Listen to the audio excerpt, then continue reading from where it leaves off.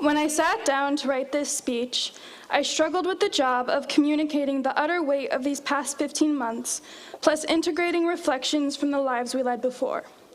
If anything, the pandemic showed us the importance of improvising.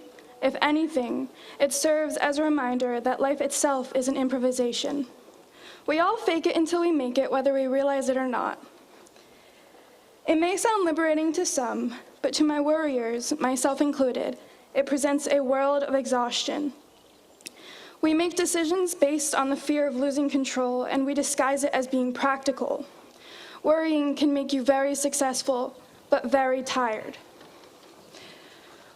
When you grow up as a worrier, you are given the gift of analysis, and in turn, you learn what people like to hear. You choose each word carefully, and you are always 10 steps ahead and 20 minutes early. Thus, an inevitable cycle of burnout and tears prevail. No one should be burnt out at 18.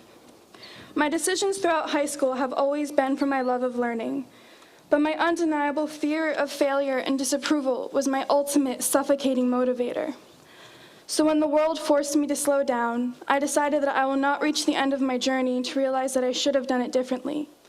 I realized that life is too important to waste worrying about all the wrong ways you could live it. After all, how can we truly fail when the guidelines of success are fabricated and improvised themselves? I decided that I wanted to be valedictorian in 7th grade, and when Principal Reed met with Sophia and I felt the proudest I have ever been in my entire life, for about 2 days. And then I paused and said, "Is that it? Where's the feeling of fulfillment that I have been chasing for 6 years?" I used to believe that when this day came, I would look back and feel happy about the effort I put in and lay on top of all of my achievements and praise. But the happiness I feel today comes from what I used to fear. The fear that would have me scouring the internet, looking up salaries and demand for jobs that I didn't even want. Fear of the vast and enigmatic unknown. And with that, I learned the most important and final lessons from high school.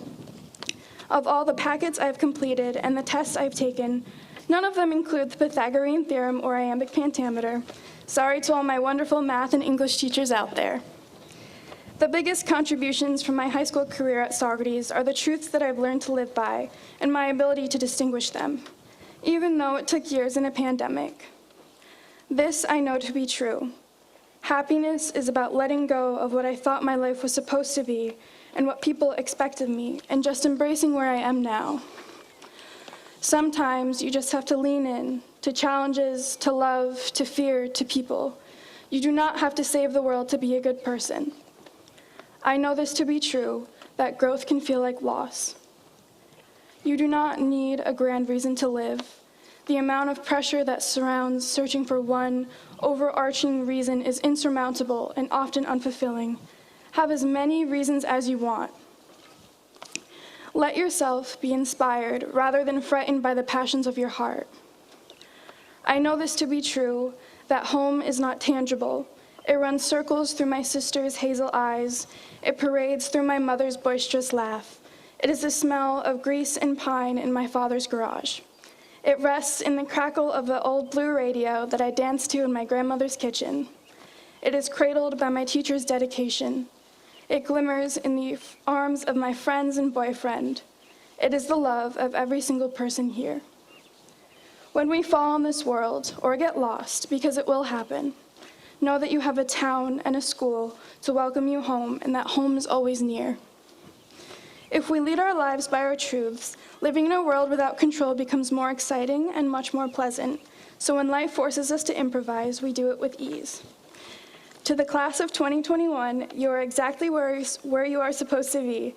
May you be graced with the discernment to recognize what is true, valuable, and genuinely purposeful in your life. Despite the challenges we faced, we are not the forgotten year. We are the resilient year.